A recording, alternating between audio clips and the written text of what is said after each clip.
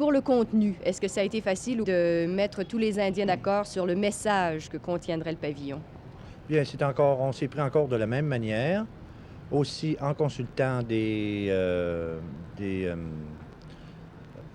dessinateurs indiens et en fin de compte, ceux qui connaissaient des légendes indiennes. Encore là, tous les Indiens du Canada ont eu leur mot à dire pour savoir quel message ils voulaient laisser au monde entier.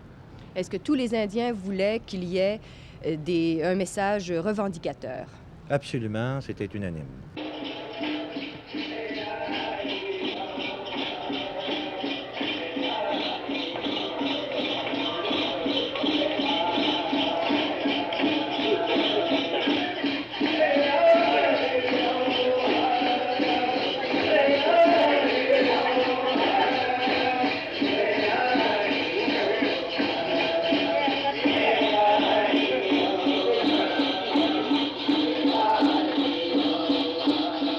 Est-ce que le pavillon vous a intéressé? Oh, beaucoup. Mais je suis un peu triste, vous savez. Pourquoi triste? Oh, parce que les Indiens, and what we've done to them, you know? Ce que nous avons fait, ce que nous leur avons fait, Oui, c'est triste, n'est-ce pas? est-ce qu'il y a des choses choquantes dans ces revendications selon vous? Bien, je ne crois pas.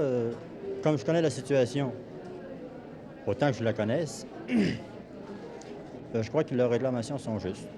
Qui sont servis de l'expo pour avoir une voix sur la place publique dont on les prive habituellement.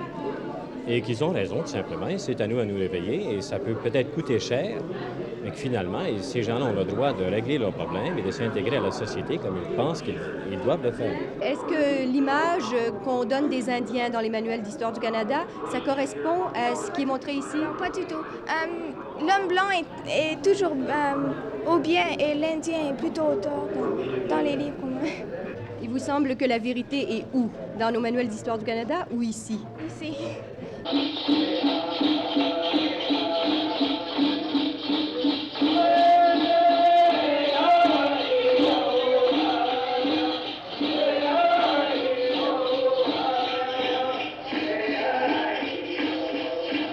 J'ai aimé beaucoup ce pavillon. Je connais un peu les Indiens, étant donné que j'ai été dans l'Ouest canadien. Je les ai connus un peu là, dans les réserves. Mais je ne sais pas si le pavillon a été conçu par des Indiens eux-mêmes. Est-ce que vous en doutez? J'aurais un peu de doute, par exemple, la représentation de la religion. Qu'est-ce que vous reprochez exactement? On présente tout simplement que le missionnaire est venu apporter de faux dieux. Il nous a pris pour des païens. Et puis, il nous a apporté un dieu étranger. Et au deuxième panneau, on nous dit maintenant notre religion, c'est le christianisme. Ça semble pour moi qu'ils n'ont pas tout à fait intégré le christianisme encore, quoi qu'ils l'appellent leur religion.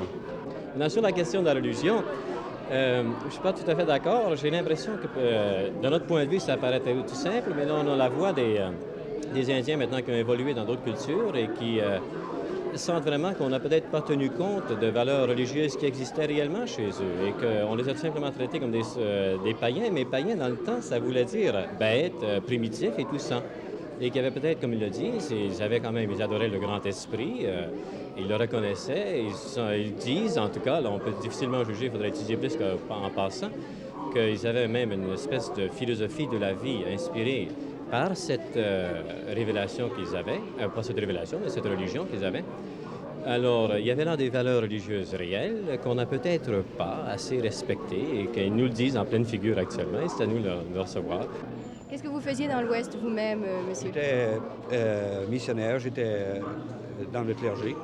Oui. Et vous, monsieur, est-ce que vous êtes du clergé également? Oui, également, oui.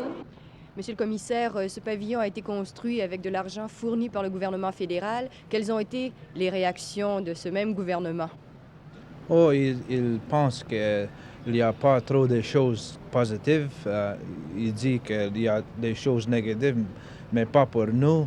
Si le gouvernement veut dire quelque chose, il fait dire dans le pavillon du Canada. Ici, c'est les Indiens qui parlent, puis c'est ce qu'on veut dire dans notre pavillon. J'ai l'impression que la situation des Indiens du Canada est réellement déplorable en ce moment et que le gouvernement ou quelqu'un devrait faire quelque chose pour eux. Et vraiment, quand on voit ça, on voit que les Indiens sont pauvres, ont faim et leurs bourgades font réellement pitié. On parle beaucoup des Noirs aux États-Unis, on parle de la guerre du Vietnam. C'est peut-être le temps qu'on regarde notre propre problème. Je crois que tous les Indiens tiennent à garder la réserve, car si la réserve disparaît, ça sera la disparition aussi de l'Indien et de la vie indienne, aussi de la culture.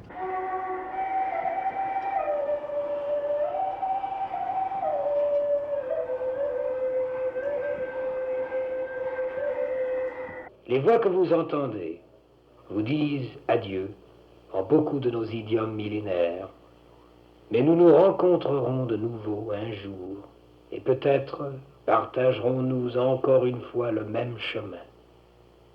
Pour l'heure, ces sentiers sont les nôtres, et nous portons nos propres fardeaux, c'est notre droit. À travers les siècles, à l'orée de quelques plaines unies et accueillantes, nous camperons ensemble, vous et moi, des frères. D'ici ce temps, gardez-nous en votre esprit.